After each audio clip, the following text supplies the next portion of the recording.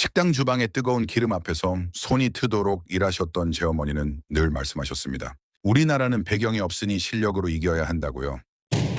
그 말씀을 가슴에 새기고 뉴욕에서 30년을 버텼습니다. 한국인이라는 사실을 굳이 드러내지 않는 것이 성공의 길이라 믿었죠. 그런데 오늘 세계 경제 지표가 저에게 말합니다. 내 배경은 이제 세계가 우러러보는 나라라고요. 일본 거리에 당연하게 걸린 한글 간판과 우리말에 매료된 세계인들을 보며 저는 깨달았습니다.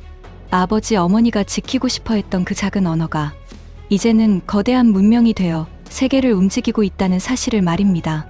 가난을 이겨낸 위대한 한국의 힘, 그 감동적인 이야기를 지금 시작합니다. 살면서 딱 한 번 한국인인 게 창피했던 적이 있습니다. 창피했던 게 아니라고 했죠. 그냥 굳이 드러내지 않았을 뿐이라고. 하지만 지금 돌아보면 창피했던 거였습니다. 12살. 뉴욕에 막 도착했을 때였어요. 학교 친구가 물었습니다. 너 어디서 왔어? 한국이요. 한국. 거기 잘 살아? 저는 대답하지 못했어요. 고개를 숙이고 다른 이야기를 했습니다. 그게 12살 저의 대답이었죠. 박재현입니다. 부모님 손잡고 뉴욕으로 건너온 지 30년이 넘었어요. 지금은 월스트리트에서 금융 애널리스트로 일하고 있습니다. 뉴욕에 도착하던 날, 아버지가 제 손을 꼭 잡으셨어요. 공항을 나서면서 낮은 목소리로 말씀하셨죠. 재현아, 여기서는 열심히 해야 한다. 우리나라는 아직 가난하다. 너는 여기서 성공해야 해. 12살 아이가 듣기에는 너무 무거운 말씀이었습니다. 저는 그날부터 한국인이라는 게 짐처럼 느껴졌어요. 아버지 말씀이 무슨 뜻인지 저는 정확히 알았습니다. 우리나라는 내세울 게 없다. 그러니까 내가 직접 증명해야 한다. 그 말씀이 제 가슴에 박혔습니다. 그리고 30년 동안 저는 그 말씀대로 살았어요. 한국 이야기가 나오면 빠르게 화제를 돌렸습니다. 월스트리트에서도 마찬가지였죠. 어디 출신이야? 뉴욕이요. 아니, 원래 한국계입니다. 딱 거기까지만 말했어요. 설명하기 싫었습니다. 설명해봤자 아무도 모르는 나라였으니까요. 그냥 짐을 내려놓고 사는 게 편했거든요. 그렇게 30년을 살았습니다. 그런데 그날 보고서 한 장이 그 30년을 흔들었어요. 때는 어느 가을이었습니다. 저는 일본 경제 분석 보고서를 검토하고 있었죠. 아시아 시장 분석은 제 일상이었어요. 또 같은 이야기겠지. 그렇게 생각하며 첫 페이지를 열었습니다. 그런데 첫 번째 수치에서 멈췄어요. 일본의 디지털 적자 60조 원. 이게 무슨 의미인지 아시겠습니까? 일본은 지금 검색, 광고, 클라우드, 콘텐츠, 이 모든 디지털 영역에서 해외 플랫폼에 종속되어 있습니다. 일본 국민이 스마트폰을 켤 때마다 돈은 일본 밖으로 빠져나가고 있죠. 1년에 60조씩 조용히, 눈에 보이지 않게, 겉으로는 최고의 호황처럼 보입니다. 관광객이 넘치고 거리는 활기차죠. 하지만 저는 이 구조를 월스트리트에서 수없이 봐왔어요. 겉은 멀쩡한데 속이 무너지는 구조. 화려한 전성기 끝에 찾아오는 붕괴. 보고서를 넘길수록 뭔가가 계속 걸렸습니다. 비교 대상으로 반복해서 등장하는 나라가 있었어요. 처음에는 지나쳤죠. 두 번째도 그냥 넘겼습니다. 세 번째, 네 번째. 같은 이름이 계속 반복됐어요. 디지털 전환 비교, 문화 수출 비교, 소비 구조 비교. 그 모든 비교 지점마다 단 하나의 나라가 일본 옆에 서 있었습니다. 미국이었을까요? 중국이었을까요? 아닙니다. 저도 전혀 예상하지 못한 이름이었어요. 그 이름을 보는 순간 이상한 감각이 올라왔습니다. 왜냐하면 그 나라는 제가 아는 나라였거든요. 12살까지 살았던 나라. 아버지가 가난하다고 하셨던 나라. 거기 잘 살아? 라는 질문에 고개를 숙였던 나라. 30년 동안 짐처럼 느껴졌던 나라. 저는 천천히 그 이름을 다시 읽었어요. 한국이었습니다. 30년 동안 굳이 드러내지 않았던 나라. 30년 동안 설명하기 싫었던 나라. 그 나라가 이 보고서 안에서 일본과 나란히 서 있었어요. 왜 하필 한국이지? 그 질문이 머릿속에서 떠나질 않았습니다. 저는 보고서를 다시 펼쳤어요. 감정은 빼고 데이터만 봤습니다. 그게 제 방식이니까요. 그런데 데이터를 보기 전에 자꾸 다른 것이 떠올랐어요. 12살 때 기억이었습니다. 급식실에서 친구가 물었죠. 삼성 만드는 나라 맞지? 네. 그거 일본 회사 아니야? 아니요. 한국 회사예요. 그래? 몰랐네. 그러고는 끝이었습니다. 관심도 없었어요. 그냥 작고 잘 모르는 나라였죠. 그 시절 한국은 일본의 절반도 안 됐습니다. 그게 현실이었어요. 그런데 지금 이 보고서 안에서 한국은 일본 옆에 당당하게 서 있었습니다. 저는 수치를 열었어요. 한국 36,000달러, 일본 33,000달러. 한국이 일본을 넘어섰습니다. 저는 그 숫자를 보고 한동안 자리에서 일어나지 못했어요. 28년 동안 숫자 앞에서 흔들린 적이 없었는데 이 숫자는 달랐습니다. 3번을 다시 확인했어요. 숫자는 바뀌지 않았죠. 실질 생활 수준으로 비교하면 격차는 더 컸습니다. 한국이 일본을 15,000달러 이상 앞서고 있었어요. 저는 자리에서 일어났습니다. 창밖 맨해튼을 바라봤어요. 그리고 갑자기 어머니 생각이 났습니다. 뉴욕에 오시고 첫 몇 년 동안 어머니는 식당에서 일하셨어요. 새벽 5시에 나가서 밤 10시에 들어오셨죠. 손이 트도록 일하셨습니다. 뜨거운 기름 앞에서 무거운 짐을 들면서 그러면서도 저한테는 항상 웃으셨어요. 재현아, 너는 잘 될 거야. 그리고 이렇게 말씀하셨죠. 공부해라. 우리는 배경이 없다. 배경이 없으면 실력으로 이겨야 한다. 배경이 없다. 한국이라는 나라가 배경이 되어주지 못한다는 뜻이었습니다. 그 말씀을 저는 30년 동안 가슴에 새기고 살았죠. 그런데 지금 이 수치는 다른 말을 하고 있었어요. 외신 기사들이 눈에 들어왔습니다. 한국, 일본 추월 사실상 확정. 아시아 경제의 중심이 이동하고 있다. 세계는 이미 알고 있었어요. 저만 몰랐던 거죠. 아니, 정확히 말하면 저는 알고 싶지 않았던 겁니다. 한국이 작고 가난한 나라라고 믿는 게 더 편했거든요. 그래야 굳이 드러내지 않아도 됐으니까요. 그래야 30년 동안의 선택이 정당화됐으니까요. 그런데 세계는 이미 알고 있었습니다. 12살 급식실에서 친구가 물었죠. 거기 잘 살아? 저는 대답하지 못했습니다. 지금은 대답할 수 있을 것 같았어요. 어머니, 손이 트도록 일하시면서 배경이 없다고 하셨던 어머니. 이제는 배경이 생겼습니다. 저는 그 문장을 속으로 중얼거렸어요. 그리고 한동안 아무것도 쓰지 못했습니다. 한국은 따라잡은 게 아니었죠. 구조를 바꾼 것이었습니다. 그것도 제 인생, 한 세대 만에. 아직 더 봐야 했어요. 수치만으로는 부족했으니까요. 경제 수치는 머리로 이해하는 겁니다. 그런데 그 다음에 발견한 것은 가슴으로 느끼는 것이었어요. 어느 날 저녁이었습니다. 야근을 마치고 집에 돌아왔죠. 거실에서 아내가 뭔가를 보고 있었어요. 화면에서 한국어가 들렸습니다. 뭐 봐? 한국 드라마. 아내는 미국 사람입니다.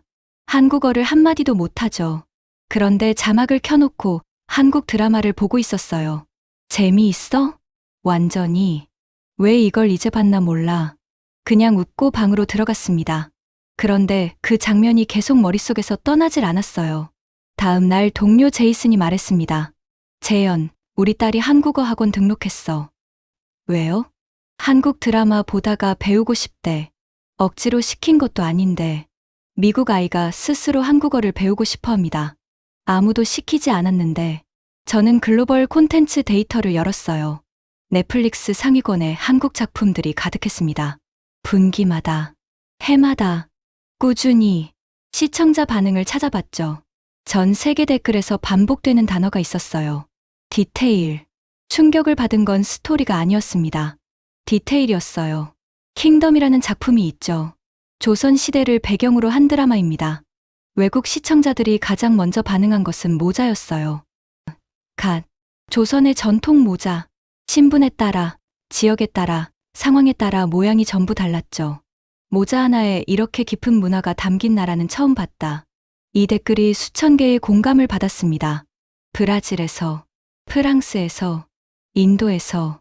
언어는 달랐지만 감동은 같았어요. 저는 그 댓글들을 읽으면서 가슴이 먹먹해졌습니다. 생각해 보십시오.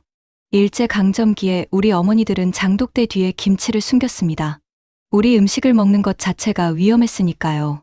제사상에 우리 음식을 올리지 못했어요. 우리 옷을 입으면 잡혀갔습니다. 그 시절 우리 어머니들은 아이들한테 우리말로 자장가를 불러주지 못했어요. 한국어로 노래를 부르다 들키면 처벌받았으니까요. 아이를 재우면서 입속으로만 우리말을 중얼거렸을 겁니다. 그 고통이 얼마나 컸겠습니까? 자식한테 우리말로 자장가 한 곡 불러주지 못하는 어머니의 마음이. 그런데 그 문화가 지금 전 세계 사람들을 감동시키고 있었어요. 브라질 사람이, 프랑스 사람이, 인도 사람이, 우리 조상들이 목숨 걸고 지켜온 것에 감탄하고 있었습니다. 저는 화면을 멍하니 바라봤어요. 30년 동안 한국을 설명하기 싫다고 생각했던 사람이 저였습니다. 굳이 드러내지 않아도 된다고 생각했던 사람이 저였죠. 그런데 세계가 먼저 한국을 찾아가고 있었습니다. 창밖 맨해튼의 야경을 바라봤어요. 30년 동안 이 도시에서 살면서 저는 한 번도 한국이 자랑스럽다고 느낀 적이 없었습니다. 그냥 태어난 나라였죠. 짐처럼 느껴졌던 나라였고요. 그런데 지금 이 순간 처음으로 뭔가가 올라오는 것을 느꼈어요. 30년 만에 처음 느끼는 감각이었습니다. 이름 붙이기도 낯선 감각이었죠. 그게 자부심이라는 걸 저는 조금 뒤에야 알았습니다. 저는 냉정한 사람입니다. 월스트리트에서 28년을 버텼어요. 감정이 판단을 흐리면 그 판단은 반드시 틀리거든요. 그래서 저는 멈췄습니다. 그런데 솔직하게 말씀드려야겠어요. 저는 사실 한국이 한계에 부딪히길 바랐습니다. 이상하게 들리시겠죠? 왜 자기 나라가 한계에 부딪히길 바라겠냐고. 하지만 그게 솔직한 제 마음이었어요. 한국이 한계를 드러내야 제가 30년 동안 숨겨왔던 게 정당화되니까요.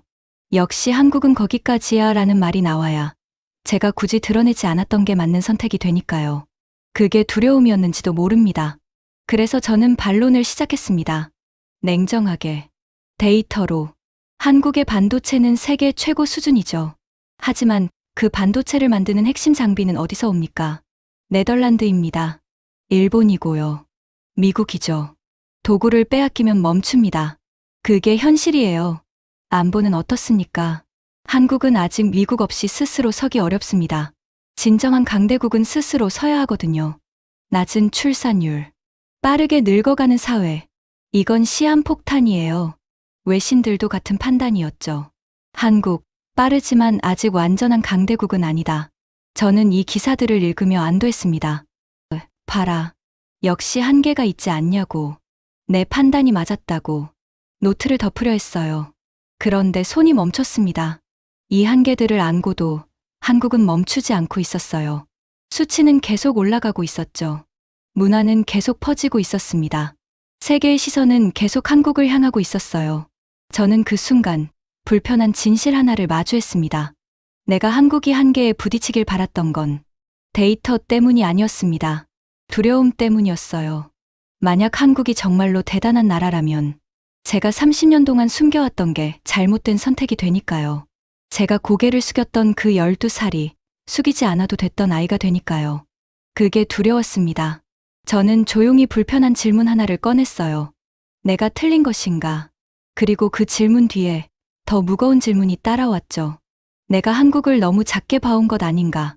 아버지가 가난하다고 하셨던 그 말씀을 저는 너무 오랫동안 진실이라고 믿어온 것 아닌가? 저는 그 질문들을 빠르게 덮었습니다.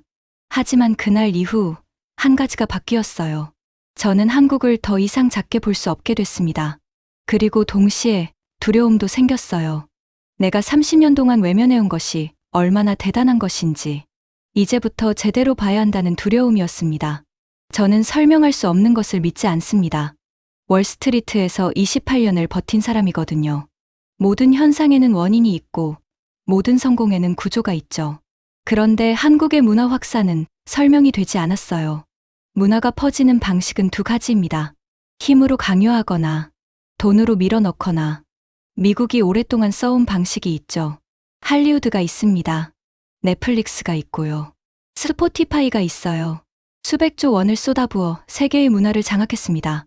세계 사람들이 미국 음악을 듣고 미국 드라마를 보고 미국식으로 생각하게 만들었죠. 그런데 한국은 그 돈의 몇 분의 1로 비슷한 결과를 만들어냈습니다. 아니, 어떤 면에서는 더 강한 결과였어요. 왜냐하면 미국 문화는 돈으로 밀어 넣은 것이지만 한국 문화는 사람들이 스스로 선택한 것이거든요. 강요된 것과 선택된 것은 다릅니다. 뿌리의 깊이가 달라요. 미국은 돈으로 세계를 장악했습니다. 한국은 진심으로 세계를 움직였어요.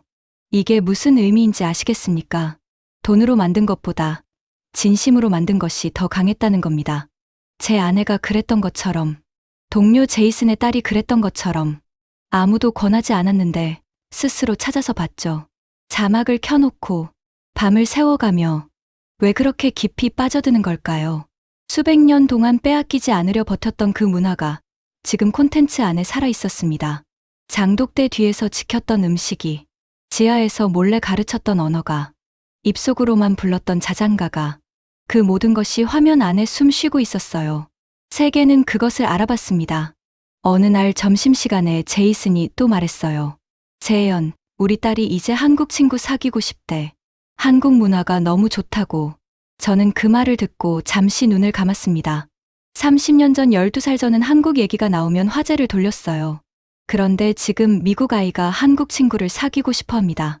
저는 노트에 한 문장을 적었죠. 한국은 스스로 퍼지고 있었다. 이건 성공이 아니었어요. 전략도 아니었습니다. 현상이었죠. 내가 30년 동안 숨겨왔던 것을 세계는 오히려 찾아가고 있었습니다. 그렇다면 지금 세계는 어디까지 와 있을까요? 저는 직접 확인하고 싶었어요. 저는 두 나라를 나란히 놓았습니다. 일본, 그리고 한국. 저는 먼저 일본을 봤어요. 디지털 적자 60조. 줄어들지 않고 있습니다. 공공기관에서 팩스를 쓰고 있어요. 기업 계약서에 도장을 찍고 있죠.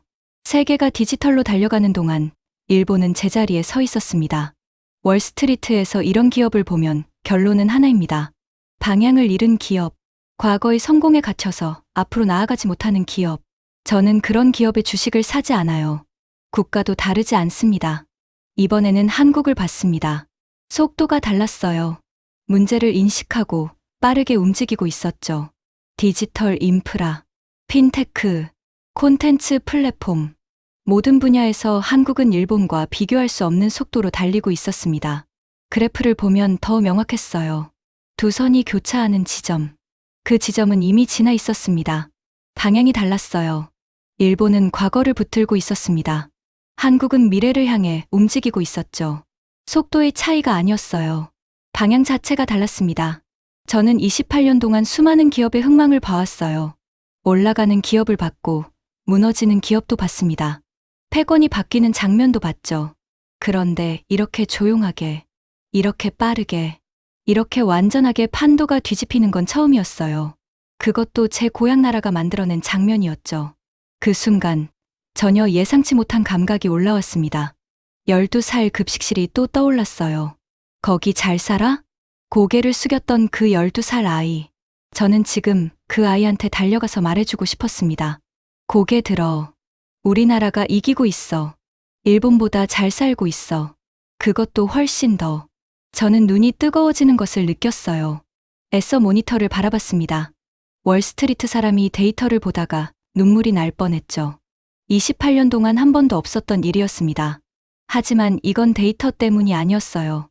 30년 동안 짐처럼 느껴졌던 나라가, 30년 동안 숨겨왔던 나라가 제 눈앞에서 세상을 바꾸고 있었기 때문이었죠. 저는 노트에 천천히 적었어요. 승부는 이미 끝나 있었다. 그리고 그 문장을 한동안 바라봤습니다. 일본과 한국의 비교는 더 이상 진행 중인 경쟁이 아니었어요. 이미 결론이 난 이야기였죠. 방향이 갈린 두 나라의 이야기였습니다. 하나는 과거를 향하고 있었고, 하나는 미래를 향하고 있었어요. 그리고 그 미래를 향해 달리고 있는 나라가 제가 30년 동안 짐처럼 느껴왔던 그 나라였습니다. 저는 노트를 덮었어요. 내가 아직 보지 못한 것이 있지 않을까. 그 생각이 저를 도쿄로 이끌었습니다. 저는 도쿄에 도착했습니다. 숫자만으로는 부족했거든요. 저는 현장을 믿는 사람이에요. 그래서 직접 왔습니다. 익숙한 도시였죠. 깨끗한 거리, 정확한 전철, 질서 있는 사람들. 일본은 언제나 그 자리에 있었습니다. 단단하고, 묵직하고, 변하지 않는 나라처럼. 그런데 이번에는 뭔가 달랐어요. 걸을수록 이상한 것이 눈에 들어왔습니다. 간판이었어요. 도쿄 번화가를 걷다가 저는 멈췄습니다. 간판 하나에 한글이 쓰여 있었죠. 처음에는 관광 안내문이라고 생각했어요. 그런데 옆 가게에도 한글이 있었습니다. 그 옆에도 카페 메뉴판에, 음식점 입간판에 한글이 보였어요. 저는 걸음을 멈추고 주변을 천천히 둘러봤습니다. 잠깐 생각해 보십시오. 이 나라는 한때 한국의 언어를 금지했던 나라입니다. 한글을 쓰다 잡혀가던 시절이 있었죠. 학교에서 우리말을 가르치면 처벌받던 시절이 있었어요. 그 나라의 거리에 지금 한글 간판이 당연하게 걸려 있었습니다. 저는 그 간판 앞에서 한동안 움직이지 못했어요. 카페 하나에 들어갔습니다. 젊은 직원이 주문을 받았어요. 스마트폰 화면이 잠깐 보였죠. 한국 드라마였습니다. 자막이 없었어요. 한국어를 공부하느냐고 물었습니다. 직원이 자연스럽게 대답했어요. 드라마 보다 보니 저절로 알게 됐다고. 따로 공부한 건 아니라고. 저는 그 대답을 듣고 말을 잃었습니다. 언어는 그냥 배워지는 게 아니거든요. 그 언어가 담긴 문화에 완전히 빠져들어야 따라오는 거죠. 이 직원은 공부하지 않았습니다. 그냥 좋아서 보다 보니 언어가 따라왔어요. 거리로 나왔습니다. 젊은 사람들의 대화 속에서 한국어 표현이 들렸어요. 한국 드라마 이야기가 들렸죠. 한국 음식 이야기가 들렸습니다. 숙소로 돌아와 노트를 펼쳤어요. 그리고 부모님 생각이 났습니다. 뉴욕으로 떠나던 날 밤, 아버지가 짐을 싸면서 말씀하셨죠. 우리나라는 아직 가난하다. 그 말씀을 하시던 아버지의 얼굴이 떠올랐습니다. 그 시절 아버지가 얼마나 힘드셨을지, 한국인이라는 게 얼마나 작게 느껴지셨을지. 그런데 지금 일본 젊은이들이 한국 드라마를 보며 한국어를 배우고 있었습니다. 일본 거리에 한글 간판이 서 있었어요. 아버지께 이 장면을 보여드리고 싶었습니다. 경제가 역전됐습니다. 문화가 퍼졌죠. 그리고 이제 언어가 따라오고 있었어요. 저는 노트에 천천히 적었습니다. 일본이 변하고 있었다. 그리고 그 문장 아래 또 한 줄을 적었어요. 두려움이라고 썼지만 사실은 뭉클함이었습니다. 언어가 퍼지고 있었습니다. 저는 도쿄에서 돌아온 날 밤, 오랫동안 잠을 이루지 못했어요. 머릿속에서 무언가가 계속 맞춰지고 있었습니다. 퍼즐처럼 천천히, 그러나 멈추지 않고 저는 자리에서 일어나 노트를 펼쳤어요.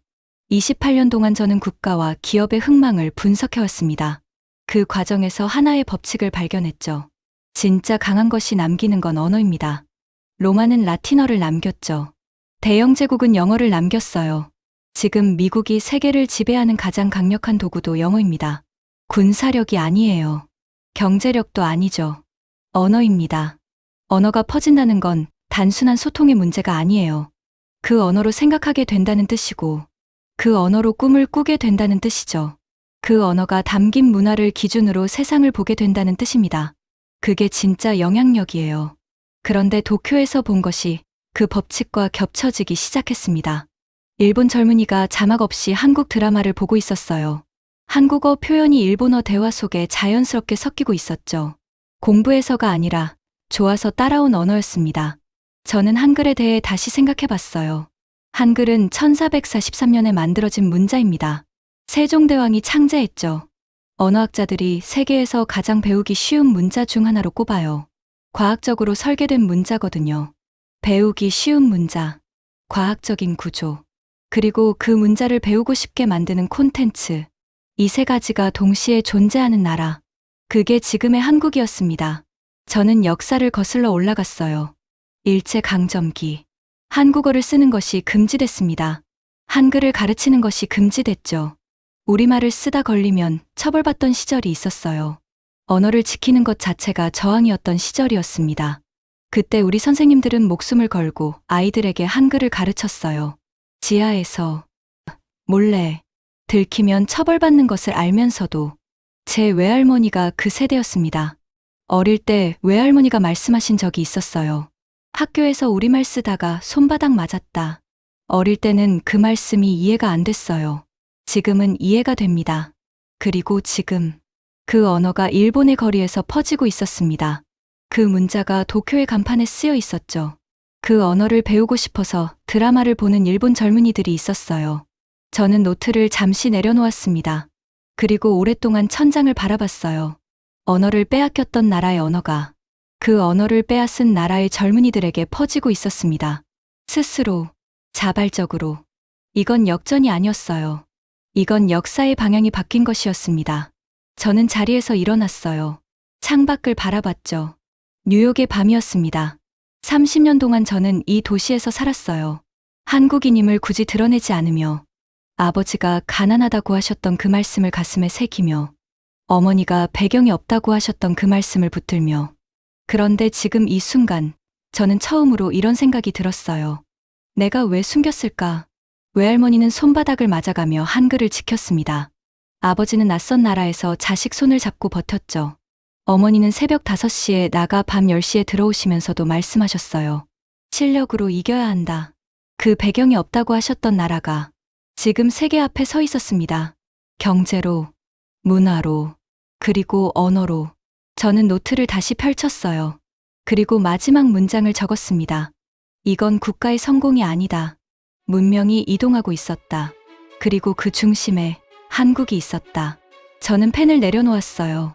그리고 처음으로 저는 한국인이라는 것이 자랑스러웠습니다. 30년 만에 처음으로 아버지, 어머니, 이제는 말할 수 있습니다. 우리나라 잘 살고 있습니다. 오늘의 사연은 여기까지입니다. 내용이 마음에 드셨다면 구독, 좋아요로 응원해 주시고 댓글로 대한민국 파이팅을 외쳐주세요. 국격 상승 감동을 전하는데 큰 힘이 됩니다.